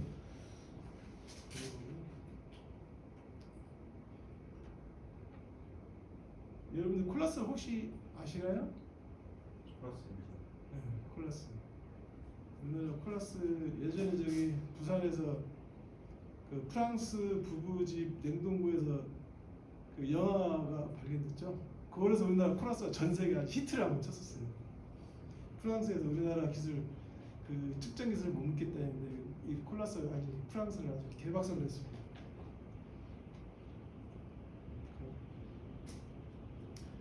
이 참고 문서를 넣는 이유는 요 매뉴얼을 우리 검사기관에서 자체적으로 만드는 거다. 요건 그 컨피덴셜. 근데 요 위에까지는 여러분들이 법제처 사이트에서 아무런 제약 없이 볼 수 있습니다. 100% 오픈되어 있습니다. 그래서 제일 중요한 것은 법령 규칙, 법령이고요. 그 다음에 시행지침, 기술규칙입니다. 여러분들이 보려면 이 순서대로 보세요. 그 다음에 관련 법령은 별 상관없습니다. 안 보셔도 돼요. 매뉴얼은 그 누구한테도 안 보여줍니다. 이건 보여줄 수 없는 거예요. 그리고 저희 연구원 홈페이지에 가면 철도 형식이라고 하는 그 페이지를 저희도 운영을 하고 있어요. 여기에도 유사한 내용을 확인할 수 있는데 저는 법제처 사이트를 권장합니다. 왜냐하면 우리도 법제처만큼 그렇게 잘 관리하거나 빠르게 대응을 못해요. 법제처는 예를 들어서 개정이 되면 개정 예고부터 여러분들한테 정보를 제공합니다. 그리고 제공이 딱 되면 딱 바뀌어가지고 바로 시행해서, 왜냐면 그 법에 의해서 움직이는 거기 때문에 안 하면은 처벌을 받아요. 뭐든지 법에 의해서 해야 되는 것들은 안 하면은 반대 극부가 따라오게 돼 있어요. 근데 우리는 그렇지 않습니다. 우리도 좀 늦어요. 심하면 한 달, 두 달 갈 때도 있어요. 그러니까 법제처를 보는 게 제일 좋습니다. 우선 이제 형식을 받는 그 업자들이 형식을 받는 거 되게 힘들어해요. 왜 힘들어하냐? 자기 마음대로 안 된다는 거죠. 그래서 제가 그 사람들한테 얘기를 해주기 위해서 이제 저런 우리나라 철도 촬영 제일 많이 하고 있는데 여러분 아시죠? 현대로템 대기업입니다. 매출이 조 단위로 넘고 최근에는 뭐 폴란드 이런데 그 K전차 뭐 이런 거 수출 계획에서 뭐 수십조 매출 올리고 있는데 거기에 철도 차량이 보통 한 1조 정도 합니다. 1조 정도 사업을 적지 않은 사업을 하고 있는데 그런 회사조차도 형식이 너무 힘들다는 얘기입니다. 그러다가 형식을 해가지고 증명서가 나오면 만세를 부르고 치과한다고 그러고 그럽니다. 그래서 그 모습을 보고 너무 내가 참 이건 아니다 싶어가지고 내가 이런 얘기를 해주는 거죠. 국가가 왜 기술 기준을 만드느냐? 국가가 만든 기술 기준이 최고냐? 여러분, 법으로 규제를 한다고 하는 것은 최고의 수준으로 규제를 할 수가 없어요. 규제라고 하는 것은 최소한으로 이루어집니다. 형식이 통과했다고 기뻐할 일이 아니다 이거예요. 형식이 통과하지 않은 것, 형식에 대해서 얘기하는 기술 기준이 그 이하는 차도 아니라는 거예요. 차도 아니다. 형식이 통과했다는 건 이제 차라는 거예요. 이제 차. 좋은 차가 아니에요. 그게 형식을 받은 차가 최고의 차가 아닙니다. 최소한의 차입니다. 이런 얘기를 하죠. 제도라고 하는 것은 항상 최소한의 규제입니다. 최소한의 규제. 그래서 제작자는 최소한의 규제를 수용을 하고 시장에서 구매자의 선택을 받기 위한 차별성을 그 최소한의 규제 위에 올려야 되는 것입니다. 그런데 마치 형식을 통과하면 모든 차별성을 자기가 확보한 듯이 얘기를 하죠. 넌센스입니다. 넌센스. 절대 최고 수준이 아니다. 형식이 받은 차는 운행조차도 할 수가 없는 차야. 기쁜 일이 아니다 이거죠.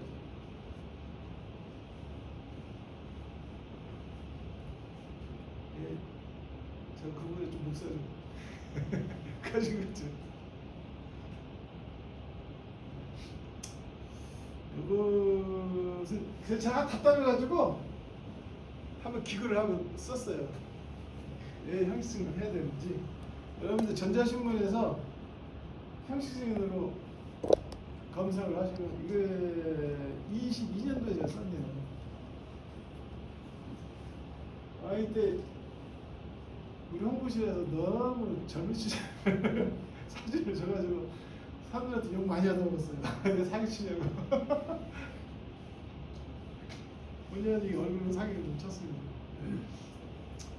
여기까지 오늘은 말씀을 마치고 시간이 좀 허락하는 대로 질의하시면 답변드리겠습니다. 그 아까 철도기술연구원, 교통안전공단, 그다음에 전문기관 두 곳이 업무가 이제 분담하고 있다고 말씀해 주셨는데 그러면 각각의 기관이 분담하고 있는 그 형식승인 관련 업무 비중이 퍼센트로 따지면 어느 정도 되는지 또 그리고 그 각 기관이 뭐 기술 기준 그 파트 몇몇몇 따라서 나눠서 수행하는 건지 그런 게 좀 궁금합니다.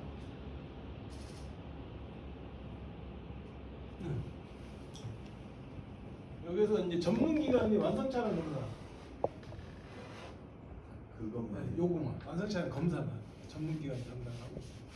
이것은 퍼센트로 따진다면 뭐 3분의 1도 아니고 5분의 1도 아니에요. 왜냐하면 형승인에서 하는 업무하고 얘하고 하는 업무가 이 완성차는 검사에 한말 하더라도 우리 완성차 하잖아요. 저기 형 시험에서 완성차 시험 하잖아요. 그보다 훨씬 더 디그레이드 된 겁니다. 레벨은 같은 레벨인데. 왜냐하면 완성검사라는 건 뭡니까? 제작된 차량이 형식승인 받은 대로 제작했는지를 보는 거잖아요. 그러니까 형식승인에 대한 항목을 모든 항목을 보지는 않은 거예요. 주요한 항목만 보는 거죠. 그 다음에 또 하나 뭐죠? 그 전문기관으로 완성 검사만 하니까 교통안전공단하고는 어떻게 기술 기준 분담을 하시는 건지. 교통안전공단은 똑같습니다.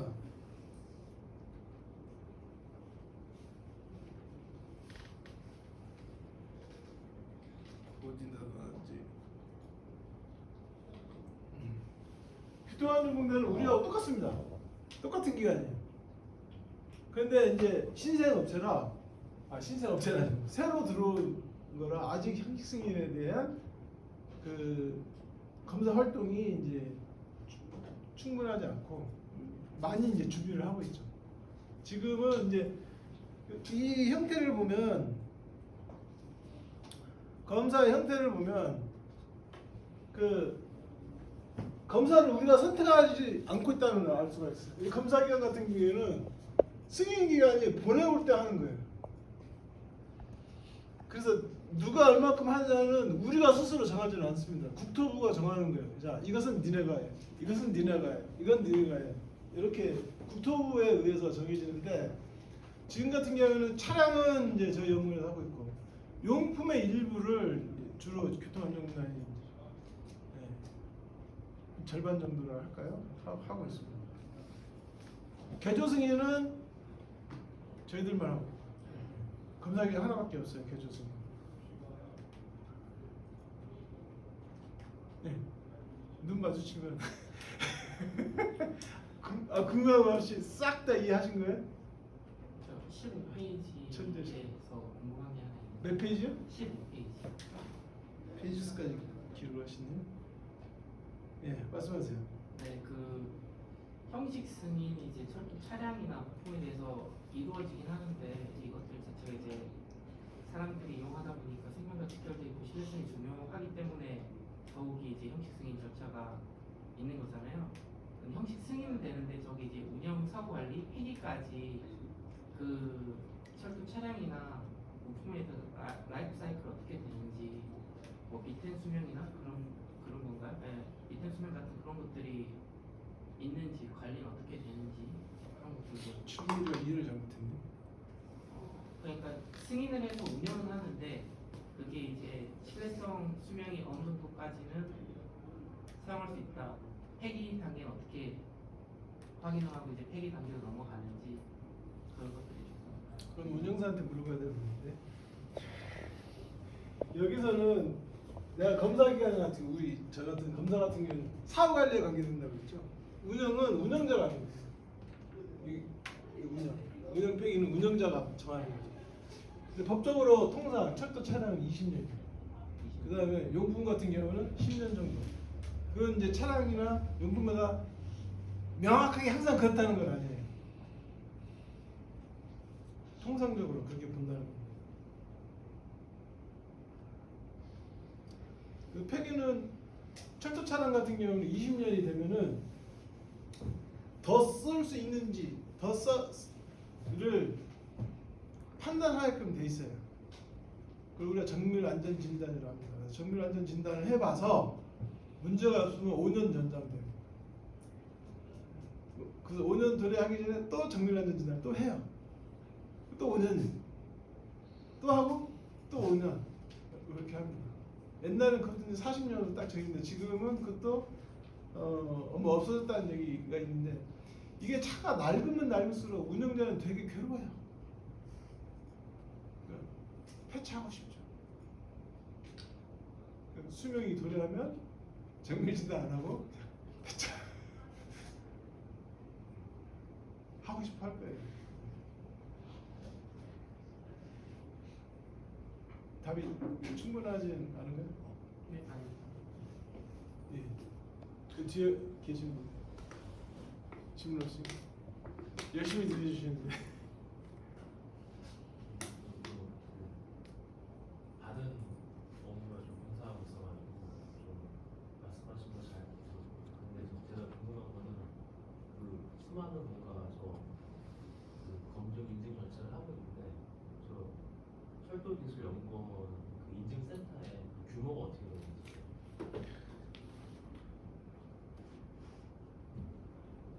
우리 실 인력이 원래 제가 이제 그 자원 그 평가를 해보니까 그 24명이 필수적으로 필요하고 상시를 한 28 정도면 부담 없이 일하겠다 이렇게 제안을 했어요.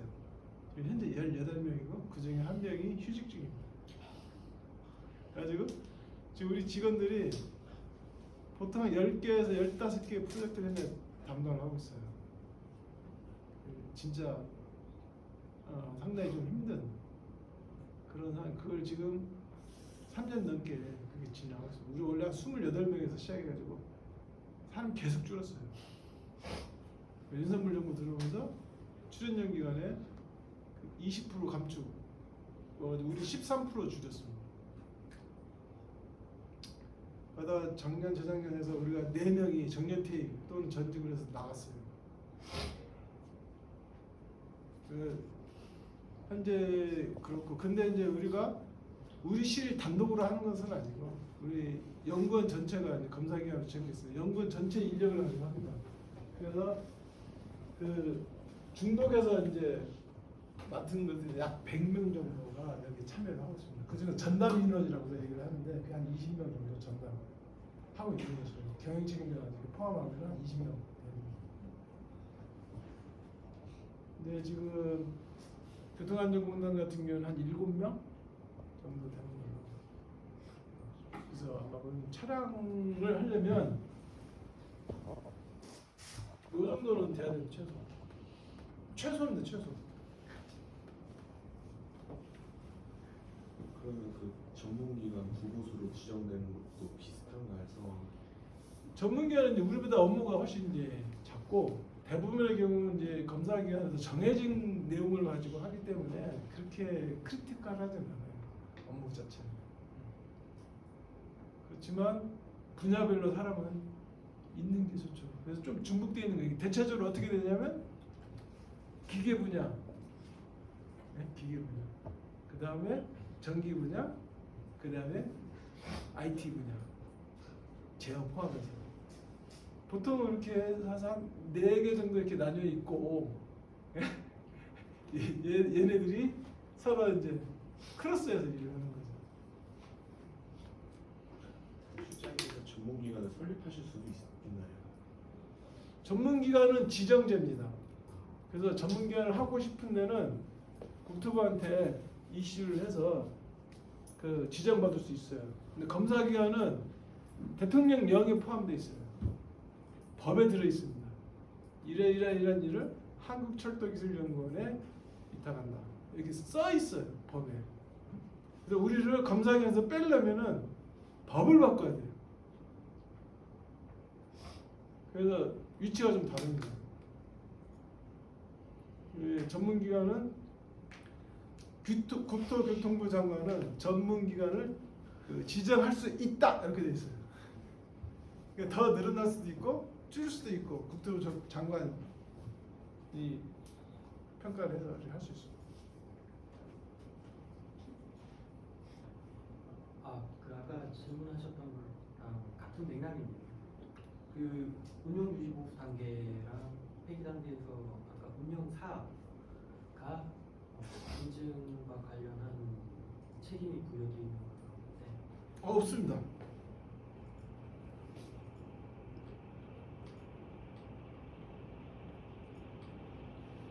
여기서 그림이 잘못 그려진 것 같아요. 얘가 이게 사후 관리를 넣어서 지금 이렇게 사후 관리는 사실은 운영에서 폐기까지 보는 거예요. 폐기 직전까지. 근데 사실 저 사후 관리는 검사기관한테 있는 게 아니라 제도를 시행하는 국토교통부의 승인기관한테 있어요. 권한 자체가. 형식 증명 단계에서 철도가 운영 유지 보수하는 그 사이트나 그리고 인력 기관들이 있을 텐데 그들을 포함하는 기관은 또 그건 따로 있어요. 우리가 그 안전관리 체계라고 그러는데 운영사의 안전관리 체계에는 앞에 얘기한 대로 그 유지 보수, 폐기까지 다 들어 있습니다. 그것도 역시 똑같은 형태로 마치 형승인 하듯이 검사를 하고 있고. 하듯이라면 서트는 안 나오는 겁니다. 그쵸, 운영 서티는 없어. 그런 게. 거기는 매년 해요. 매년 사고관리를 매년 가서 쳐다봅니다. 그래서 그 안전관리 체계 검사 기준이 있어요. 그것도 이 철도 차량 기술 기준처럼 환경 규칙으로 나와 있습니다. 조항은 훨씬 많습니다.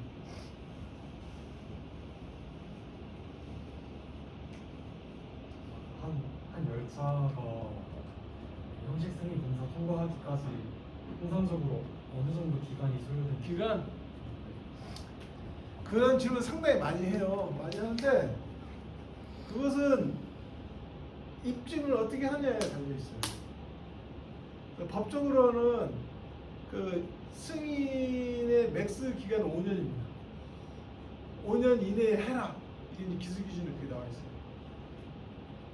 5년 근데 통상은 납품이 우리나라가 3년입니다. 3년. 계약하고 제작해서 납품만 하는 거예요. 그러면 형식승인도 3년 안에 끝내야 되겠죠. 그런데 입증을 잘못하는 기간은 그걸 넘기기도 합니다. 잘하는 기간은 훨씬 빨리도 끝냅니다. 그러니까 모든 것이 다 준비됐다면 6개월 안에 끝낼 수도 있어요. 근데 우리나라 기업체들이 그렇게 준비성이 좋지는 않죠. 그러니까 설계하기 전에 신청을 하니까 설계하고 신청하라 얘기를 해도 설계도 하기 전에 일단 신청부터 하는 거예요. 신청 자체가 실적이에요. 그런 데는 대체적으로 설계 적합성 받는 데는 상당히 어렵습니다. 왜냐하면 우리가 검사를 해서 오케이를 주게 되면은 동의한 게 되잖아요. 그러면 법정에 가면 물어볼게요. 너 뭐 보고 동의했냐? 뭘 동의했냐? 물어볼 거예요.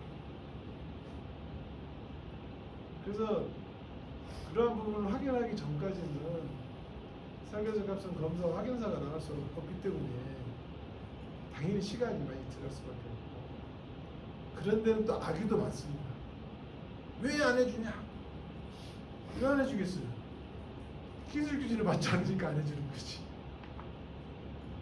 그러면 와서 시간이 너무 많이 지났으니 해줘라. 그 시간이 지났다고 해줄 수 있는 겁니까? 시간의 문제가 아니죠. 예. 우리나라의 형식 승인 제도의 완성 수준이 다른 나라에 비해서 어느 정도라고 생각하시는지. 제도의 수준을 얘기한다니까? 네, 그러니까 아까 말씀하신 것처럼 저희 나라는 캐파가 적잖아요. 그러니까 시장은 자체가 작으니까 그런 표현이 맞을 수 있을지 모르겠지만 사고가 나면 그거에 많이 또 형식들이 늘어나고 규제들이 늘어나고 하는데 그러니까 시장도 작고 하다 보니까 설계의 수준, 규제의 수준이 조금 불해서 규제의 수준이 형식 승인의 완성도? 그 완성도를 얘기하기 어렵고 수준이라는 것들은 여러 가지 부수가 있는데 형식 승인 제도 자체의 수준은 수준급입니다. 상당한 수준입니다. 유럽의 뺨칠 정도. 근데 유럽은 시장에 따라서 적용할 수 있는 이러한 제도가 우리 제도도 이제 유럽의 그 제도를 상당 부분 그 탐색을 하고 마련을 한 것이고, 근데 우리는 이제 그 시장이 작고 굉장히 컨트롤러블하죠. 그러다 보니까 상당히 단순한 형태를 가지고 있고, 유럽은 상당히 다양해서 한 제도 안에 다양한 모듈을 둬서 시장에서 요구하는 부분을 그 만족시킬 수 있도록 그 선택을 해서 할 수 있도록 돼 있어요. 예를 들어서 아까 같은 경우 완성 검사를 하는 경우에는 제작자 승인을 안 해도 된다. 이런 거. 그다음에 제작자 승인을 받은 경우는 완성 검사를 안 해도 된다. 그런 것도 있어요. 제작자 승인 검사를 안 받으려면 완성 검사를 하면 되고. 그래서 그런 그 다양한 모듈을 두고 있어요. 근데 우리나라 같은 경우는 이제 그렇게 만약에 하려면 시장의 어떤 다양성이 좀 있어야 되는데 우리 시장이 그렇게 다양하지 못해. 특히 철도 상당히 단순합니다. 그래서 그 예전에 뭐 대부분 국가들이 철도는 다 공공재입니다. 국가에서 관리를 해왔어요. 그러다가 이제 뭐 공공기관으로 넘어갔고 영국이나 이런 데는 민영화가 돼 있어요. 민간이 운영하는 거예요. 민간이 운영한다는 것이 어떤 거냐면 휴대폰하고 똑같아 지금. 삼성, 현대, LG 이런 데서 운영을 하는 거예요. 우리 공공성이 없어지는 문제. 그야말로 산업만 남는 거예요. 한번 상상을 한번 해보시죠. 어떨 것인지. 우리도 그런 거에 대한 갑론을박이 많았고 지금도 있습니다. 논쟁이 있는데 뭐라고 섣불리 이렇게 결론을 하여튼 낼 수는 없지만 현실 하여튼 자각을 좀 할 필요는 있다는 생각이 듭니다. 어떤 결론을 내려야 할지는 훨씬 더 많은 연구가 필요하겠죠. 수준 좀 대답이 됐나요? 됐습니다. 그 제일 뒤에 앉으신 분. 질문 있으시면. 지금 알았어요. 여기 네. 탭 보고 계신 분. 그러면 뭐 저희 수소트램 같이 이제 기술 진보에 따라 사실 철도 차량도 그런 이제 에너지 재원도 바뀌고 하게 되면은 그와 관련한 아까 말씀하셨던 여러 가지 품목중이나 뭐 중에 안전 요소와 직결된 요소의 품목들도 늘어나고 또는 또 할 텐데 그럼 그게 대한 관련 요소에 대한 안전 요소의 기준은 품목을 누가 지정을 하고 또는 그거에 대한 또 연구원 자체적으로 인력은 어떻게 운영을 또 하셔야 되는지 또 그런 품목을 나중에 이제 기반한 차량을 임시기술 기준을 만든다라고 하면은 그 기준이 허용되는 그 순간까지 보장되진 않을 것 같긴 한데 아까 말씀하셨던 3년이고 5년이고 이러한 시간이 동일하게 소요되는지 그렇게 한번 여쭤보고 싶습니다. 예, 이 발표 자료에는 이제 포함이 안 돼 있고 굉장히 현실하고 중요한 사항을 이제 지적을 하셨는데 그 모든 산업이 지금 다 발전에 발전을 거듭하고 있고 업그레이드 다들 되고 있어요. 그 철도 산업도 당연히 그래야 되고 또 이제 그러한 상황이 현재 발생이 되고 있습니다. 당장 이제 그 수소트램 얘기하시는 그런 부분도 있고 무가선 트램 해가지고 이제 배터리로 가는 트램 그런 차량이 있고 그런 것을 현재 기술 기준이나 이 형승인 제도에서 담기는 어렵습니다. 일단은 그 승인을 해주려면 승인을 해줄 수 있는 기술 기준이 있어야 되는데 걔네도 기술 기준이 없어요. 그럼 기술 기준을 마련을 해야 되는데 기술 기준 만들려면 그냥 만들어집니까? 그만한 수준의 제작하는 수준 이상의 그 노력을 들여야 기준이 나올 수 있는 겁니다.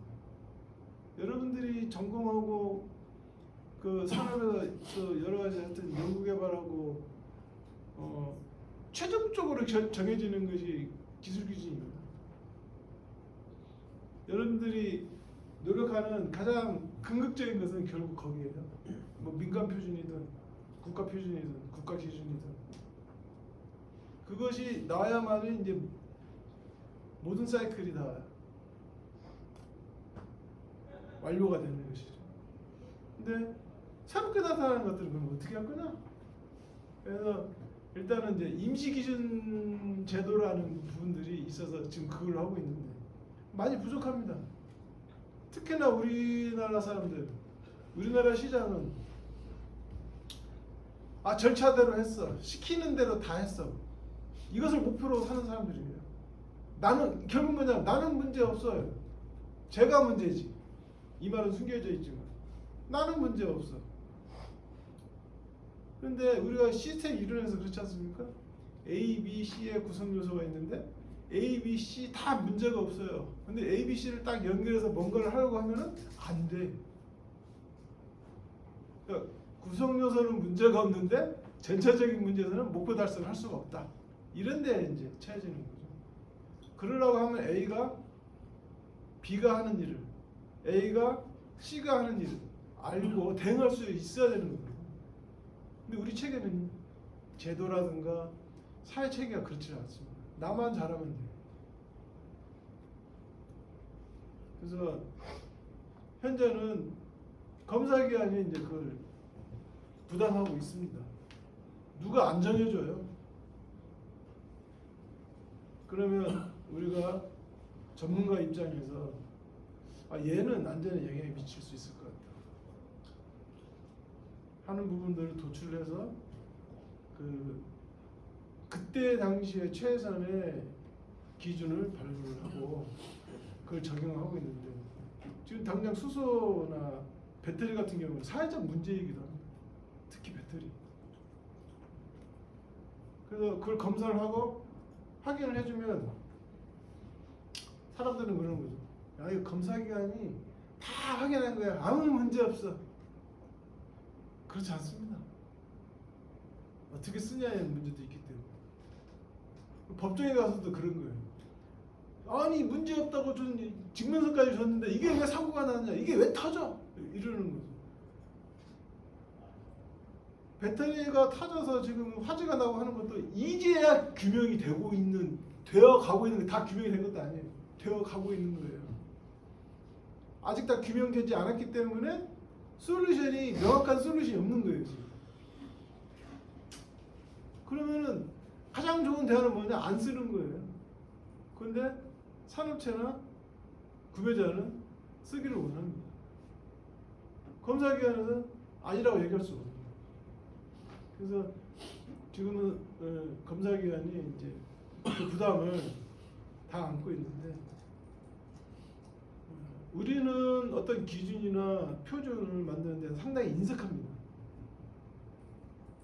제가 그 철도 차량, 용품 그다음에 그 산업 데이터 이런 쪽에 그 국제 표준 전문위원을 20년 넘게 하고 있지만 가점 하나 못 받았고요. 출장비 한 번 받아본 적이 없어요.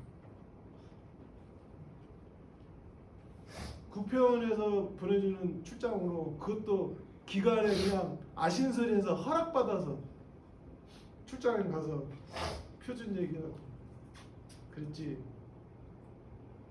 우리 연구원이 그 코에스디라고 그 표준 개발 기관이 있나?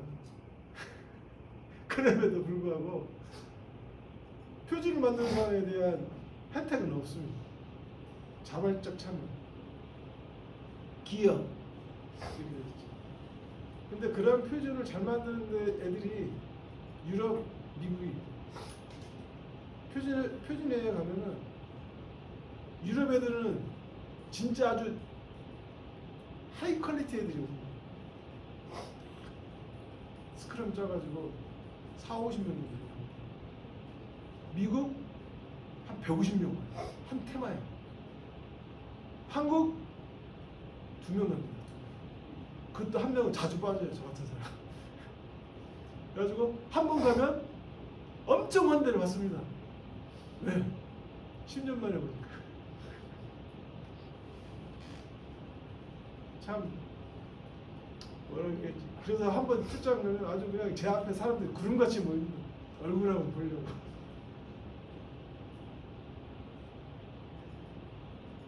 활동이 매우 저조합니다. 최근 중국이 한 10여 년 전부터 대거 표준 활동에 참여하기 시작했어요.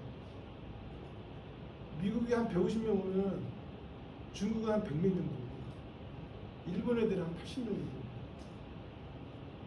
그러니까 미국 애들은 한 150명이라도 거의 모든 세션에 참석을 하는데 중국 애들 한 100명 정도 오는데 실제로 세션에 참석하는 애들 한 반 정도밖에 안 돼요. 유럽 애들은 한 40-50명 오는데 모든 세션에서 다 주도를 합니다. 왜? 일단 언어에서 밀리지 않아요. 너무너무 부럽더라고요. 근데 우리는 뭐 표준 개발 관련된 재원 지원도 없습니다. 표준 R&D 하겠다 하면은 제일 먼저 잘립니다. 세계 최초의 장치 개발 이게 짱이에요. 세계 최초의 장치 개발하면 현장에서 안 씁니다. 영업 검증을 안 했잖아. 세계 최초로 개발했는데 어디서 영업 검증을 합니까? 그래서 사장이 됩니다. 아니 좀 하선 좀 했는데 하여튼 상당히 어렵습니다.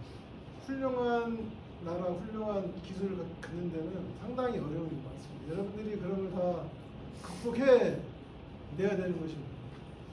예전에 내가 대학 다닐 때 그런 우스갯소리들이 있었어요. 아인슈타인이 한국에 오면 대학도 못 가고 비비 노숙자 생활을 한다는 그런 그 유머가 있었는데 그러지 그런 이제 양호한 환경이 우리한테도 좀 같이 제공이 되었으면 그런 생각이 마지막 질문으로 이제 요 세미나 마무리할까 합니다. 왜냐하면 지금 활성화 방안이라는 부분이 있는데요. 저희 그 아까 말씀하신 대로 그 철도 시장이 좀 죽다 보니까 그런 품목이나 여러 가지 인증에 대한 부분이 지금 줄고 있다라고 말씀을 하셨고 관련해서 어쨌든 간에 좀 요 활성화 자체가 내수 국내에서도 많은 여러 가지 업체들이 역량 키우는 그런 활동도 될 것 같아요. 될 것 같은데 관련해서 이러한 활성화 방안 차원에서 품목을 단순히 늘린다고 해서 그게 활성화될 거는 아니라고 보여지기도 하는데 우리 실장님께서 박사님께서는 요 국내 현익승인 제도보다 더 활성화하고 정착화하는 데 있어서 현실적으로 단기, 좀 중기적으로 방안이라고 하는 좋은 아이디어 있으시면 공유 한번 해주시면 이걸로 좀 오늘 활성화 방안 세미나를 마치고자 합니다. 네. 교수님이 굉장히 그 어려운 숙제를 주시는데 일단 현실승인을 최고 수혜자가 누굴까요? 국민입니다. 철도 차량 용품을 사용하는 국민. 안전은 어디서 올까요? 기본적으로 그 대국민 서비스를 위한 것이 형식입니다. 근데 그렇게 생각하는 사람이 거의 없습니다. 특히 제작자는 그렇게 생각 안 하고. 두 번째 혜택자가 이제 운영자입니다. 종사자의 안전도 보장하기 위한 것이죠. 세 번째도 제작자입니다. 제작자를 위해서 하는 거예요. 근데 제작자가 제일 싫어해요, 형식이. 운영자도 어떤 때는 형식 승인 때문에 물건을 확보를 못한다. 어저께도 그 뉴스에 나왔어요. 그 철도 공사에서 그 다운시스 ITX 마운 차량을 다 지금 납품을 못 받았는데 지금도 형식 승인 받고 있습니다.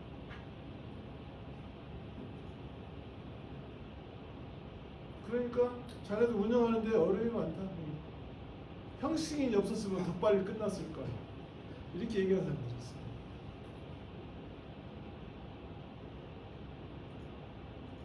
왜 하느냐? 누가 이 베네핏을 가져가느냐라는 측면에서 봤을 때는 명확하게 필요하다는 것이 사실은 설명이 되고 있는데 그 굉장히 부수적인 것들로 인해서 그런 것들이 많이 부정당하고 외면되는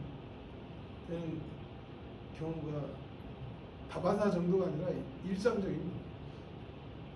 그러다 보니까 새 정부 들어서도 제일 첫 번째 그 목소리가 모래주머니를 없애주겠다.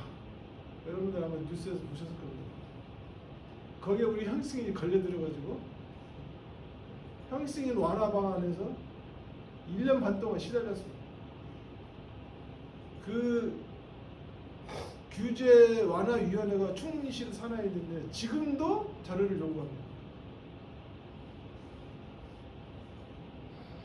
그래서 어느 정도 정책되어가지고 이 제도를 왜 완화를 해야 되는지 뭐 저도 그런 이제 의견을 냈지만 뭐 똑같은 생각으로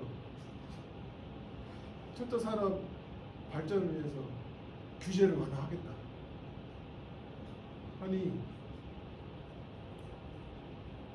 물론 개선시킬 부분이 없는 것은 아닙니다. 근데 그렇게 이벤트성으로 할 일은 아니라는 거죠. 상시적으로 해야 된다. 실제로 형식 승인이 진행이 되고 우리나라 철도 사고는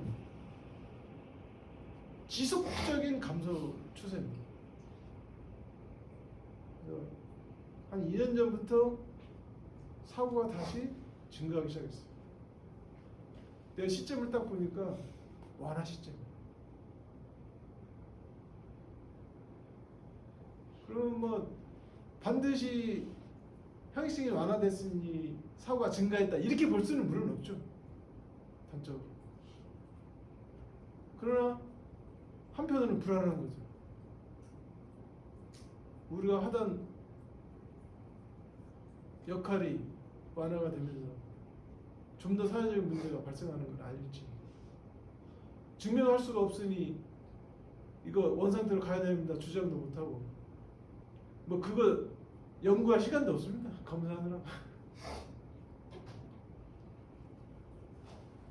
제가 생각할 때는 상당한 의지가 필요합니다. 안전이라고 하는 것은 대가를 요구를 해요. 자유가 피를 요구하듯이 안전을 확보하려면 여러분들이 돈도 더 내야 되고 관심을 더 기울여야 됩니다. 돈만 가지고는 안 되는 거예요. 안전이라고 하는 것은.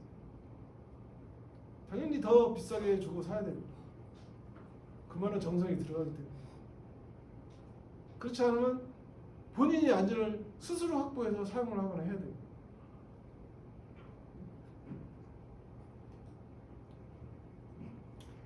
그래서 그 실제로 성과라고 하는 이런 부분들은 우리 김영민 교수님이랑 한 2년 전에 국토부가 이제 제안을 한 부분인데 성과 확인을 하고 그 성과를 다시 제도 개선에 반영을 하는 선순환을 이제 제안을 했는데 한마디에 까였습니다. 그러나 우리가 성과는 그냥 피부로 느낄 수밖에 없어요. 그러다 보니까 누군가한테 객관적으로 전달을 못합니다. 그래서 그러한 것을 보여줄 수 있는 어떤 뭐 R&D라면 R&D 내지는 조사, 분석, 평가 이런 것들이 좀 필요하다고 봅니다. 아마 그런 것을 통해서 많은 개선도 불러올 수 있을 거라 생각하고 저는 궁극적으로 그런 걸 통해서 하고 싶은 것은 그 형식승인이 강력한 의지로 반드시 시행한다 하는 지지를 얻고 싶은 거죠. 저는 분명히 나올 거라고 생각합니다. 우리나라 곳곳에 산업의 곳곳에서 그 이루어져 있는 시장의 그 불평성, 기울어진 운동장 이런 것들도 해소를 하고 그다음에 잘못된 관행들 이런 것들이 제도 속에서 제도에 의해서 정리가 되고 그런 것들을 희망합니다. 더 나아가서는 제작자가 진짜 그 정신 차리지 않고서는 물건을 팔 수 없는 이런 사회가 된다면 우리 구매자들이 정신 바짝 차리고 물건이 아닌 물건은 구매해주지 않는 그러한 상황이 온다면 그때는 형식적인 제도가 없어도 될 겁니다. 과연 그런 날이 올까요? 그래서 형식적인 제도는 시장에 한 번도 제품을 내보지 못한 업체도 자기가 개발한 제품을 형식을 통해서 증명을 할 수도 있고요. 시장에 내다 팔 수가 있습니다. 그러니까 많은 베네핏을 가질 수 있는 제도인 만큼 좀 그런 부분이 좀 입증이 됐으면 좋겠고 김은희 교수님이 좀 말을 해주셨으면 제가 힘껏 듣겠습니다. 알겠습니다. 자, 오늘 여러분들 그 바쁘신 와중에 우리 이영훈 박사님께서 형식승인 제도에 대해서 설명 주셨고요. 사실 이영훈 박사님은 해외 출장이 되게 많으세요. 바쁘셔가지고 잘 뵙기 힘드신 분입니다. 그래서 여러분 귀중한 시간 내셔서 이걸 마무리했고 여러분 마지막 박수를 한번 감사합니다. 토요일 날 이렇게 나와서 그래도 애들 쓰시니까 대단하십니다.